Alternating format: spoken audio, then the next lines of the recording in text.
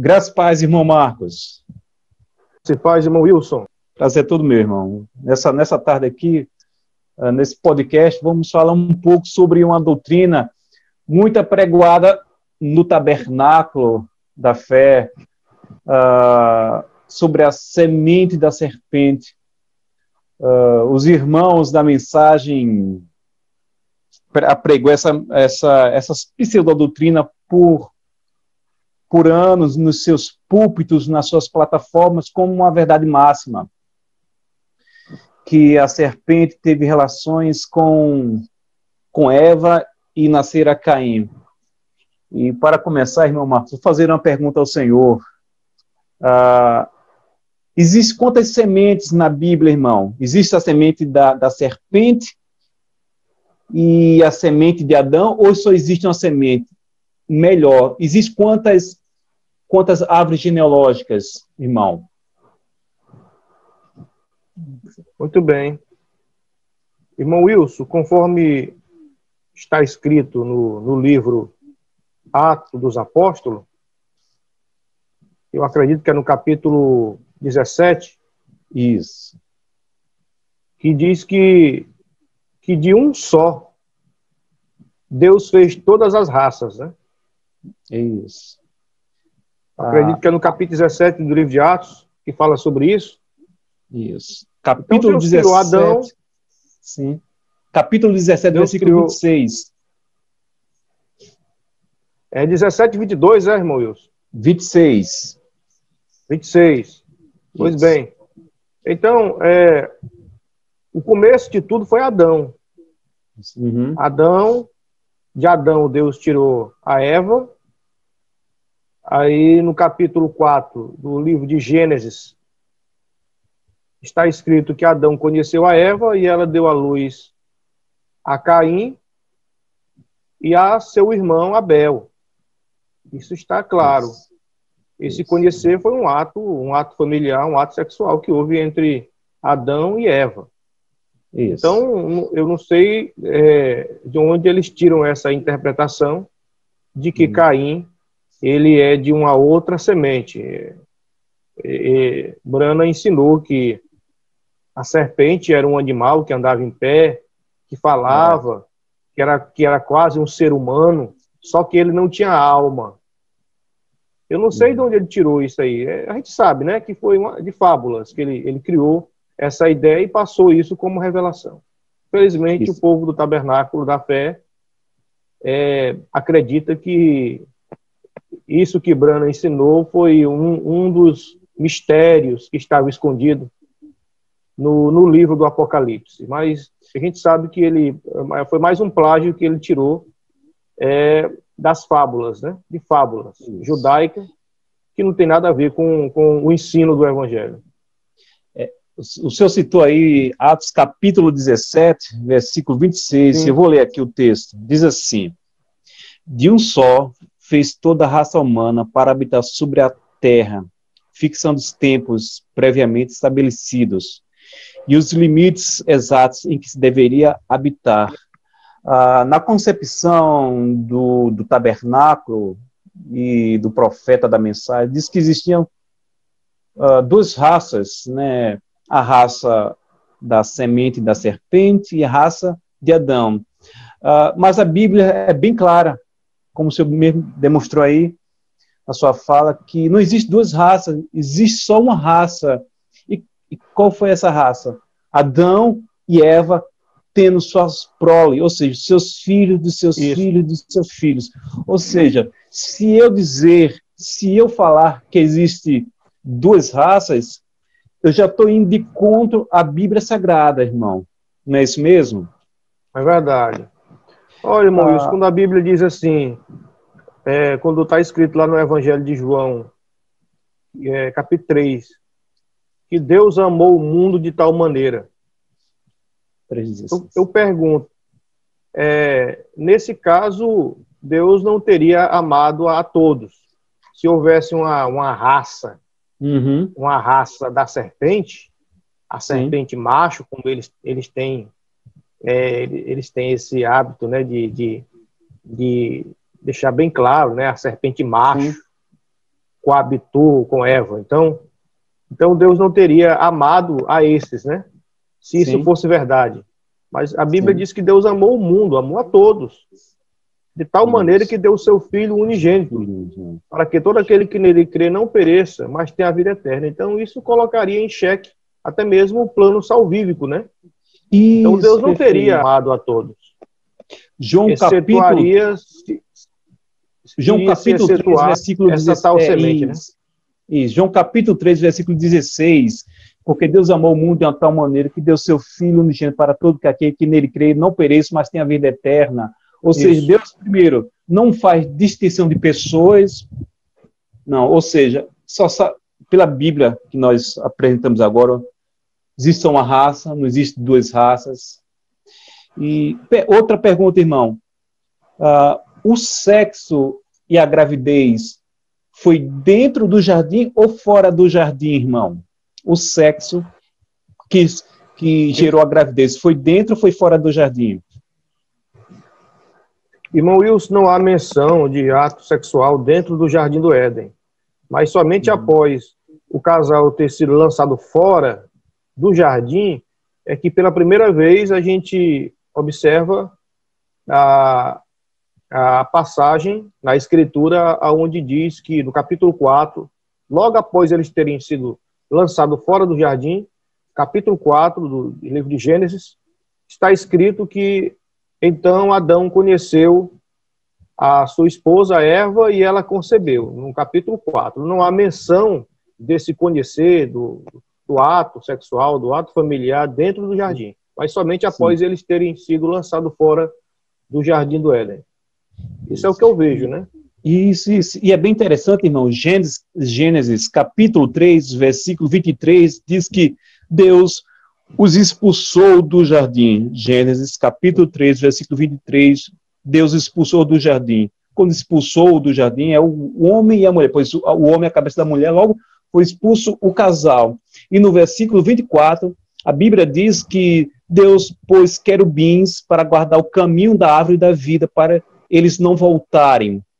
E o texto subsequente é o capítulo 4 da sua perícope, ou seja, uma coisa que tem começo, meio e fim. Primeiro, foram expulsos. Segundo, Deus colocou anjos para eles não voltarem para o caminho da árvore da vida. E no capítulo 4, versículo 1, como o senhor mesmo citou, mas vou ler mais uma vez, diz assim: Adão coabitou com Eva, sua mulher, e ela concebeu, e havendo dado à luz Caim, disse: adquiri um varão do Senhor. Ou seja, primeiro, o sexo que gerou a gravidez, a Bíblia diz que foi fora do jardim, não foi dentro do jardim. E a Bíblia é bem enfática quando diz que Adão é o pai de Caim. Se eu disser que o ato da gravidez que gerou o sexo foi dentro do jardim, eu estou de contra a Bíblia. Chegamos a dois argumentos, dois pilares. Primeiro, existe só uma raça de Adão e Eva. Atos capítulo 17, versículo 26. Segundo pilar do nosso argumento trazido dentro das Sagradas Escrituras. O sexo que gerou a gravidez foi fora do jardim, e quem fez o sexo com Eva foi Adão, pois Gênesis capítulo 3, versículo 23 e 24 demonstra isso, e no capítulo 4, versículo 1 diz que Adão coabitou com Eva. Então, se eu disser que isso que eu estou apresentando aqui, o que o senhor está apresentando aí, não é verdadeiro, eu tenho que começar a segurar uma tese, que essa tese já nasceu destruída por si só, pois se eles querem apresentar um argumento dentro das Sagradas Escrituras, então ele tem que ficar com esse argumento que nós estamos apresentando. Interessante, irmão, na mensagem Casamento e Divórcio, pregada no dia 21 de fevereiro de 1965, em Jacksonville, Indiana, Estados Unidos da América, parágrafo 178, William Branham é bem fato que foi a mulher que causou a morte. Eu vou ler aqui o que o William Branham disse. Agora, nós descobrimos que a morte foi causada. A morte é causada pelo pecado da mulher, que viu através da mulher, e não pelo pecado do homem. Ou seja, o William Branham diz que a morte foi causada pela mulher, exclusivamente pela mulher. Ainda diz assim, não pelo homem. Isso tem alguma base bíblica, irmão? Isso tem respaldo bíblico? Não tem, irmão Wilson, porque está escrito, né? Paulo falou isso no livro Romanos capítulo que ele 5. escreveu aos Romanos, né? Isso, capítulo Ele diz 5. que em Adão todos morreram, todos caíram Isso. em Adão, todos morreram. Isso. Então não foi a mulher, foi o Adão que pecou. Claro que ela pecou também, né? Mas foi o Adão, foi o responsável por essa morte que entrou no mundo. Aí o Branham quer lançar tudo sobre a mulher, né? Trazendo condenação sobre a mulher, desfigurando a imagem da mulher, porque ele tinha um ódio terrível nas mulheres, né? Ele diz que toda a sepultura que existe na terra, hoje, quando você passar por um cemitério, quando você vê uma cruz ali, mostrando aquele emblema que alguém morreu, você tem que lembrar de que quem causou tudo isso foi a mulher. Toda a morte, toda a desgraça que existe no mundo, quem causou foi a mulher. Então, havia um ódio muito terrível de Branham contra as mulheres, né? Na mensagem de casamento e divórcio, na mensagem A Semente da Serpente, fica bem claro, né? Isso, ele leva o machismo ao extremo. Então, Romanos capítulo 5, versículo 12, diz assim, ó, por o homem entrou o pecado no mundo, ou seja, por um homem, não pela mulher. Capítulo 5, versículo 12. O versículo 15 diz a mesma coisa, porque pela ofensa de um só, não a ofensa da mulher, mas a ofensa do homem. Versículo 17, aí do mesmo capítulo 5, diz assim, ó, porque se pela ofensa de um só, ou seja, de um, esse um é o homem, o versículo 18 nos aponta a mesma coisa, pela ofensa de um. O versículo 19 também nos aponta a mesma coisa, pela ofensa de um só homem.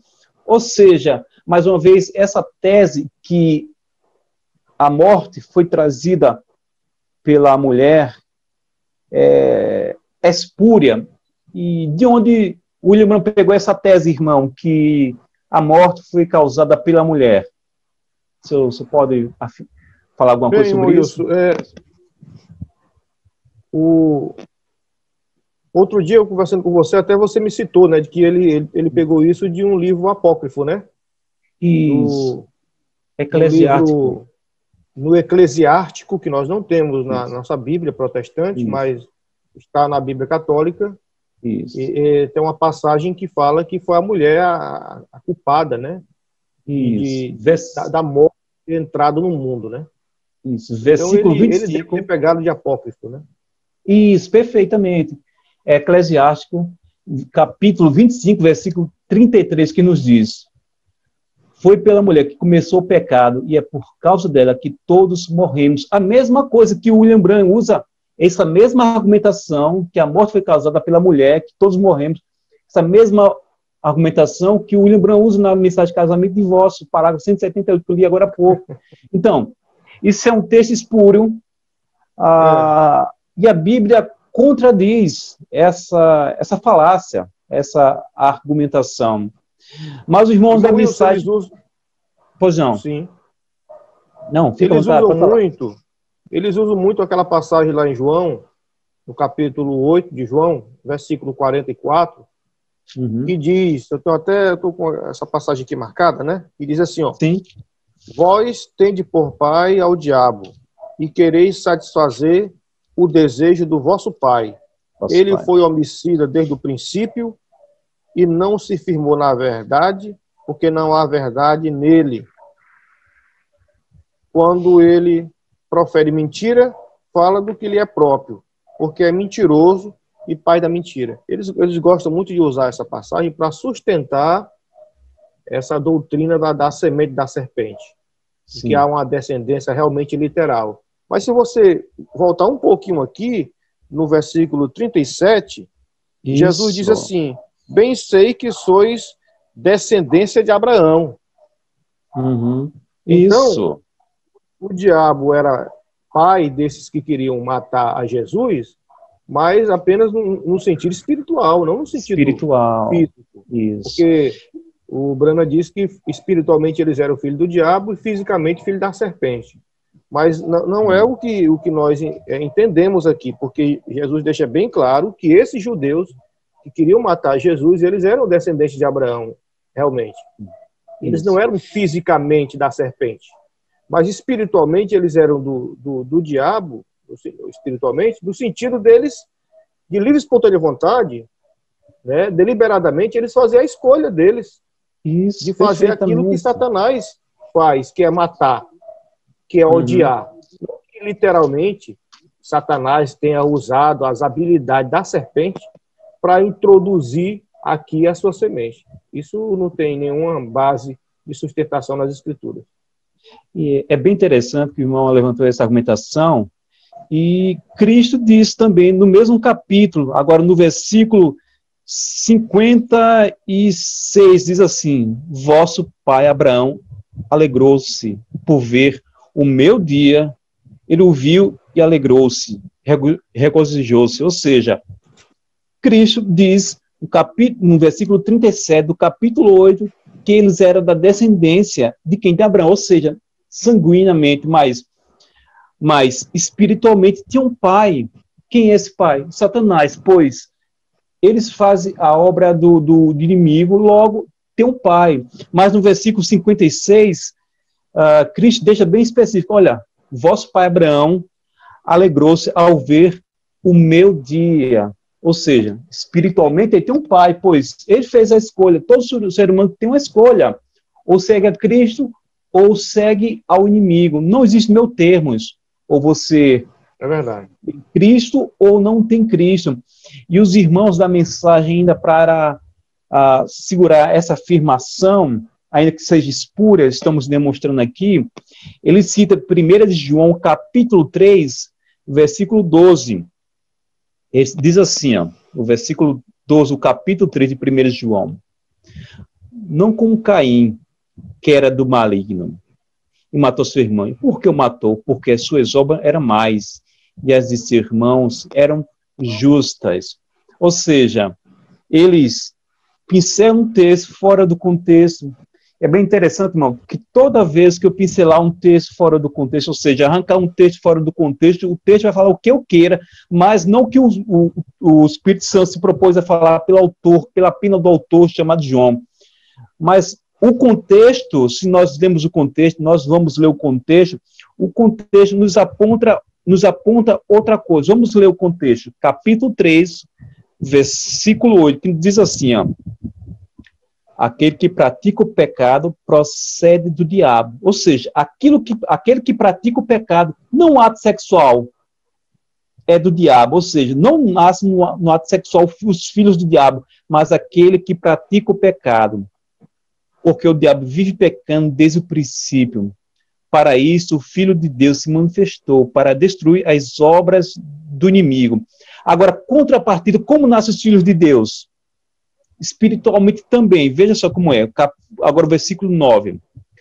Todo aquele que é nascido de Deus não vive na prática do pecado, porque a semente da palavra de Deus permanece nele. Ele não pode viver pecando, porque é nascido de Deus.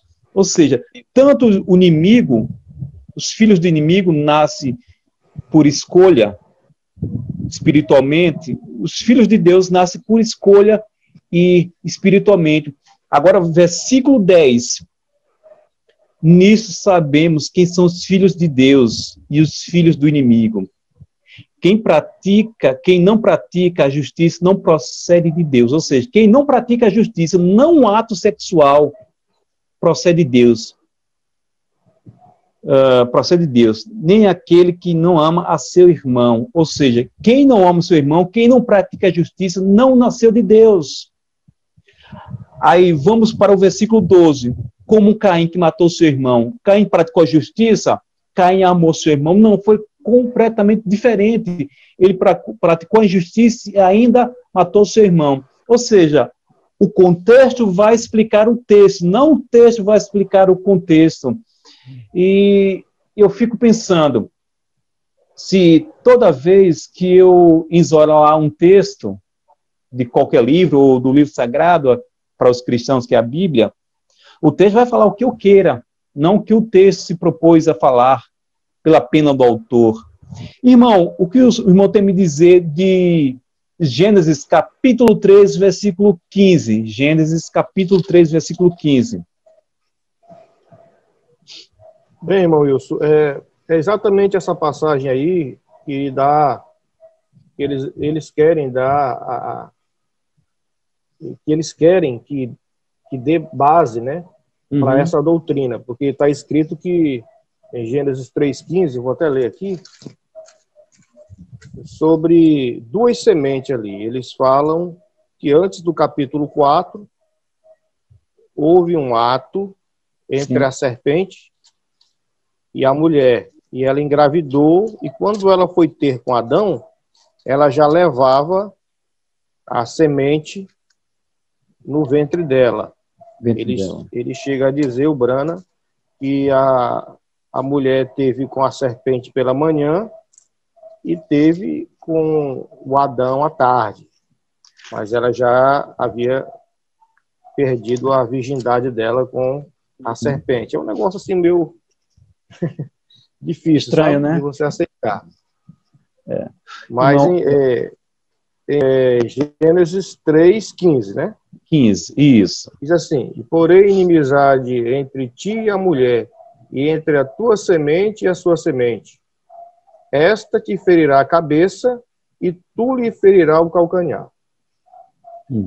Nós sabemos que a mulher ela não tem semente, né? Ela recebe a semente de alguém. Isso. Né? No caso aqui, está profetizado que Cristo iria pisar a cabeça da serpente.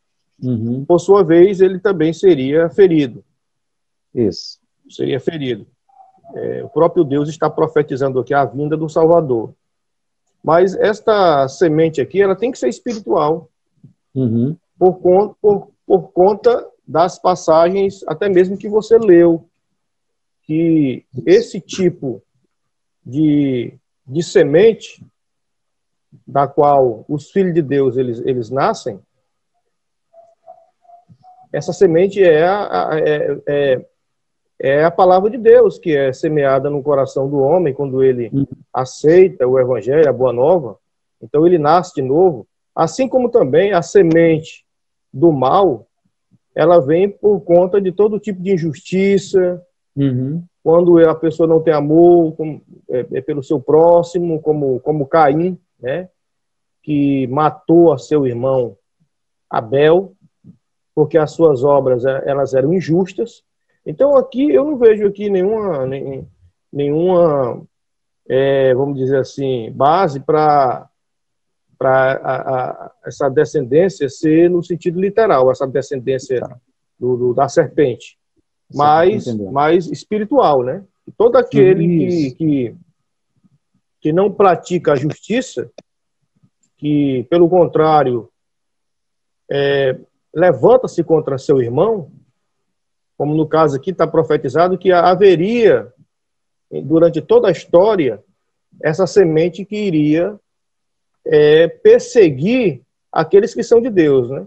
E culminando com tudo isso, quando Jesus veio, os judeus que haviam deliberadamente aceito o inimigo como o pai deles, por eles odiar Jesus, eles mataram Jesus na cruz, o que já estava profetizado aqui em Gênesis capítulo 3, versículo 15, né? Mas se você tiver mais alguma luz sobre isso aí, fale para a gente aí que vai ser muito bom. E é bem interessante, irmão, que temos que fazer duas perguntas ao texto. Primeira pergunta, esse texto é literal, como o senhor acabou de dizer? Não é literal. Por que não pode ser literal? Primeiro, a parte A, o senhor mesmo frisou aí. Primeiro, a mulher não tem semente, pois se a mulher tem semente, logo Satanás, ou seja, a serpente aqui nesse texto também tem semente. Aí eu poderia dizer, não, a mulher tem semente, Satanás, ou seja, a serpente tem semente, e os filhos do inimigo nascem por ato sexual. E então, logo, Deus, quando Jesus Cristo veio aqui na Terra, nasceu de um ato sexual. Jesus Cristo nasceu de um ato sexual. Mas, se a mulher não tem semente, mas foi portadora da semente, Cristo foi divino, nasceu espiritualmente, veio do divino para o material. Isso. E assim também nasce os filhos do inimigo, do espiritual para o material. Ou seja, mais uma vez, a minha escolha, assim como Cristo nasceu espiritualmente. Ponto 1. A parte B do versículo, do capítulo 15 ainda, do versículo 15, perdão, diz que Cristo foi ferido no calcanhar. Mais uma vez, o texto nos deixa claro que aqui é um simbolismo, pois em Isaías capítulo 53 diz que ele foi moído pelas nossas transgressões, né? Ou seja, ele foi moído de que jeito? Foi machucado, foi batido, apanhou, foi... enfim. Então, o texto não dá margem aqui para duas sementes, mas o texto dá margem para do espiritual para o material, né? Essa argumentação. É bem interessante, irmão, que o reverendo e os irmãos da mensagem, hoje em dia, dizem que Caim não está na genealogia de Adão. É verdadeiro isso, irmão? Ou não? Sim, né, irmão Wilson? Realmente há esse, vamos dizer assim, essa falta dele na genealogia, né? Ele não aparece na genealogia de Adão. Mas também está escrito que Adão gerou filhos e filhas, e todos esses não estão todos na genealogia. Sim. Inclusive, Abel também não aparece, né? Isso. É bem interessante. O capítulo 4, como já descrevemos no início, Caim é o filho de Adão. E vamos ver a genealogia de Caim por Adão no versículo 17. Pois no capítulo 4, versículo 1, se Caim é o filho de Adão, como foi comprovado pela Bíblia, no versículo 17 é a sua descendência por Adão. Já no capítulo 5, versículo 4, é a descendência de Sete por Adão. Agora, por que então Caim está omitido em Lucas capítulo 3, versículo 37, 38 e 1 Crônicas, capítulo 1, versículo 1 e 2? É muito simples. Os irmãos da mensagem às vezes fazem um cavalo de guerra. É muito simples. Por quê? Ali é da árvore genealógica de Sete. Se é a árvore genealógica de Sete, tanto Crônicas, primeiras Crônicas que eu citei agora, como Lucas, capítulo 3, logo, Caim tem que estar omitido mesmo, mas tem que ter sua árvore genealógica, pois se eram irmãos, cada um tinha que ter sua árvore genealógica. E para ficar mais simples, eu tenho um irmão, o irmão tem seus filhos, eu tenho que ter meus filhos também, cada um na sua árvore genealógica diferente, né? E os irmãos da mensagem tenta afirmar que supostamente Caim está omitido na genealogia, né? Mas se nós fazemos esse raciocínio lógico, né, vamos encontrar que Caim primeiro está na genealogia de Adão, agora está omitido na genealogia de Sete, pois é irmão, né? E deixa eu fazer outra pergunta, irmão. Na mensagem Casamento e Divórcio, mais uma vez, pregada no dia 21 de fevereiro de 1965, parágrafo 139, diz assim: ela foi feita para enganar, como fez com Adão no princípio. Ou seja, o reverendo William Marion Branham, na mensagem Casamento e Divórcio, parágrafo 139, diz que ela foi feita para enganar, como fez com Adão. Então, Adão foi enganado por Eva, irmão? Não, irmão, ele não foi enganado, né? Porque Deus já havia falado com ele que ele não deveria comer do fruto do conhecimento do bem e do mal. Então não houve engano. Ele pecou deliberadamente, e esse pecado foi um afastamento, foi uma desobediência a Deus, não tem nada a ver com sexo. porque isso não está claro no livro de Gênesis, nas primeiras páginas, não fala sobre isso. E não tem nenhuma base o que eles ensinam sobre esse assunto aí. Eu não vejo nenhuma possibilidade quanto a isso, viu? Isso. 1 Timóteo, concordo com o irmão, 1 Timóteo, capítulo 2, versículo 14, 13 e 14, para ser melhor, diz assim: porque primeiro foi formado Adão, depois Eva. Adão não foi enganado, mas a mulher, sendo enganada, caiu em transgressão. Ou seja, então, de acordo com a mensagem Casamento e Divórcio, pregada no dia 21 de fevereiro de 1965, parágrafo 139, William Branham disse que a mulher foi feita para enganar, como fez com Adão. Ou seja, ele está indo de contra a Bíblia. Temos que ficar, qual o argumento, irmão? A Bíblia ou essa mensagem que eu citei para o irmão agora? Com certeza o que Paulo falou é a verdade, é o Evangelho. Adão não foi enganado, mas a mulher sendo enganada, né, caiu em transgressão, conforme está aí. Então, na verdade, ele o tempo todo, eu não sei por qual razão, qual motivo, mas até você falou aí, né, machismo, seria isso? Brana, ele desfigurou a imagem da mulher, né, dizendo que ela é lata de lixo, que ela é subproduto. Isso. Quando as escrituras dizem, lá no livro de Gênesis, que Deus fez homem e mulher conforme a sua imagem, conforme a sua semelhança, Brana diz que a mulher é a criatura mais baixa, né? Ela é menos do que uma cadela, do que uma porca. Chamou de lata de lixo, que ela foi feita somente para o ato sexual. Então ele desfigurou completamente a imagem da mulher, né? E agora, quanto a Adão, como nós vimos aí, ele não foi enganado por Eva, como Brana ensinou isso aí na mensagem Casamento e Divórcio, né? Que ele fala sobre isso? Isso, na mensagem Casamento e Divórcio, isso. Parágrafo 139, né? William Branham disse. O pecado foi voluntário, né? Foi consciente, né, irmão? Isso, perfeito, é o que a Bíblia diz, né? Se eu dizer que não foi consciente, eu vou... Isso, irmão Wilson, já traz sobre as mulheres do tabernáculo, já traz uma ideia de condenação sobre elas, né?